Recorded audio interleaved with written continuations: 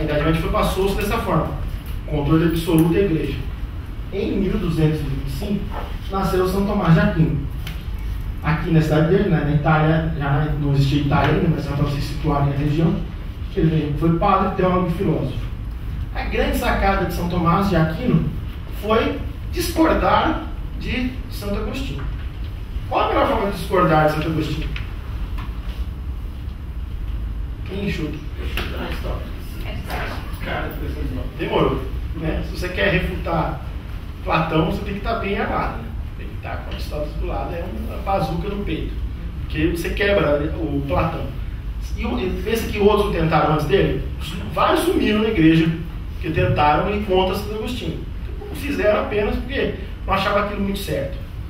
Esse não, esse foi esperto. Falou, tá bom, eu não gosto do que Santo Agostinho falava, mas eu não vou sozinho. Vem cá, Aristóteles, comigo. Né? Então, o único livro que São Tomás escreveu, que em português tem 12 volumes, a Suma Teológica, ele morreu em 1274. Ele escreveu esse livro até o final da morte dele. Esse livro é muito interessante, porque são as questões do cristianismo.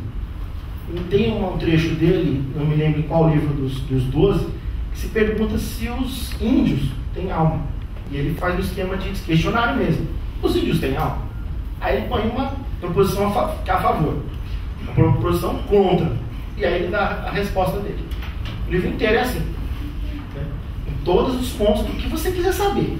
Se tem alguém aqui que nós estamos pensando em falar, sei lá, sobre o belo, sobre a justiça, você tem que ler a Suma Teológica, porque ele vai tratar desse assunto à vista óbvia da teologia da igreja naquele momento. Mas todos os temas até então estão tratados.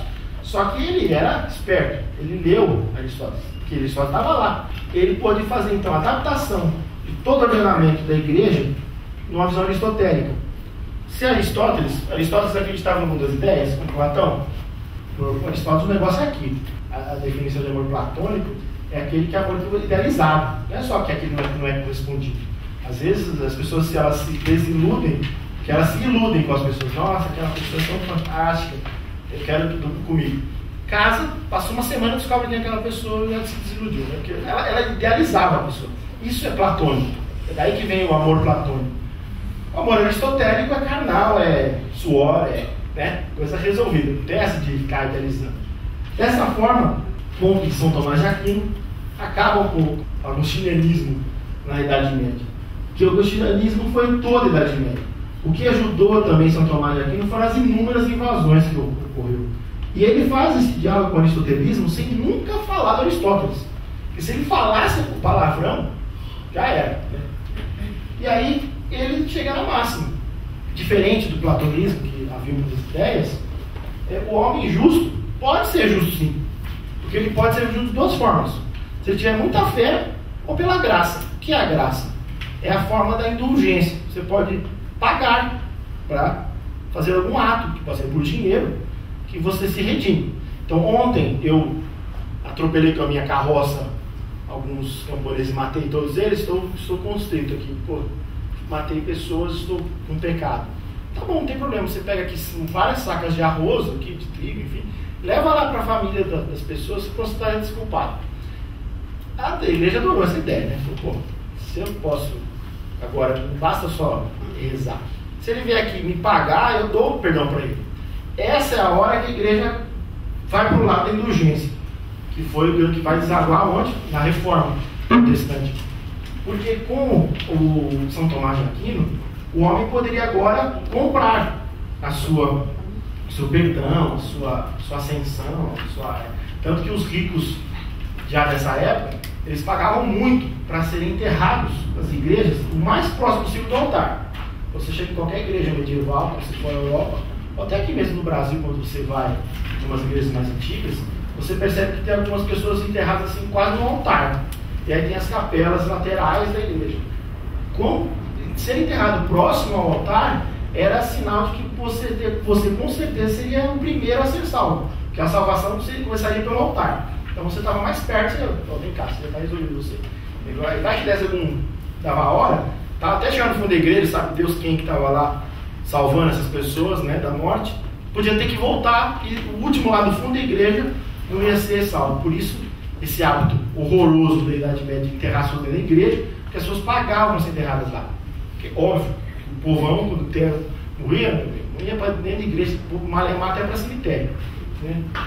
E aí você tem essa questão que não tem mais o mundo ideal. O homem é o que é. Então vamos lá ler Suma Teológica. Como foi dito, o bem da natureza que diminui pelo pecado é a inclinação natural à virtude. Esta inclinação convém ao homem pelo fato dele ser racional. É isso que lhe permite agir segundo a razão.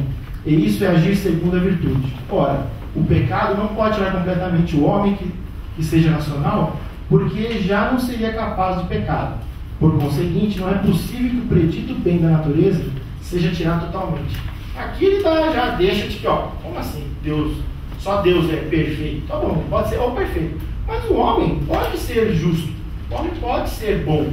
Pode chegar, não vai ser tão bom quanto Deus. Mas no máximo que o homem puder ser, ele será bom. Então, ele pode ser redimido.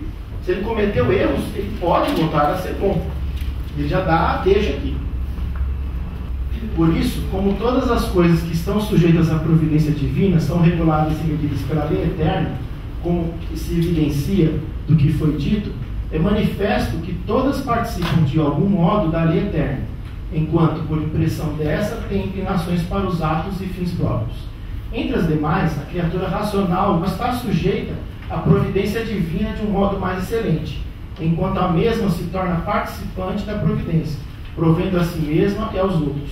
Portanto, nela mesma é participada a razão eterna, por meio da qual tem inclinação natural devido ao ato e fim. E tal participação da lei eterna na criatura racional se chama lei natural. Daí se evidencia que a lei natural nada mais é que a participação da lei eterna na criação racional. Ele reduziu, aí ele deu sentido do nascimento, que agora a lei natural não é mais a lei que sai da sociedade, é a lei que vem de Deus. Se está lá, porque Deus quis. Se alguém lá fez uma lei, em determinado sentido, poderia até ser injusta, mas foi feita por alguém que podia fazer essa lei, então essa lei é divina, é Deus que está dando. Se o rei fez uma lei, porque ele só é rei porque Deus quis. Se o senhor feudal fez uma determinação, ele pode, porque ele tem autoridade para isso, conferida por Deus. Se o próprio Deus deu autoridade para o rei fazer uma lei, então é como se Deus tivesse feito a lei. A lei é eterna, a lei natural, então é divina. Portanto, se você não pode, se surgir contra uma autoridade, qualquer que seja ela, porque você estará se surgindo contra Deus, imagina contra a lei dele. É aí que vem a mão pesada mesmo da Inquisição aqui, que a coisa explode. Né? Bruxas, etc., nesse período a partir de agora. Porque você tem aqueles que têm a interpretação das leis, sejam elas até da própria Bíblia, que dizem qual é o certo e errado. Eles estão nessa posição. Não há recurso. Espera aí, estão me chamando de bruxa aqui, mas espera aí, eu vou entrar com uma apelação aqui, pede para a bibliotecária trazer os papiros que eu vou fazer aqui rapidamente no recurso. Não tem. Você já era julgado, condenado e executado, rápido. Aí, com todos esses desmandos que a igreja estava fazendo, né, referendados pelo tomismo, houve a reforma. Martinho Lutero e João Calvino eram agostinianos. Eles queriam aquela primeira igreja, e não essa segunda igreja. A igreja católica ficou tomista.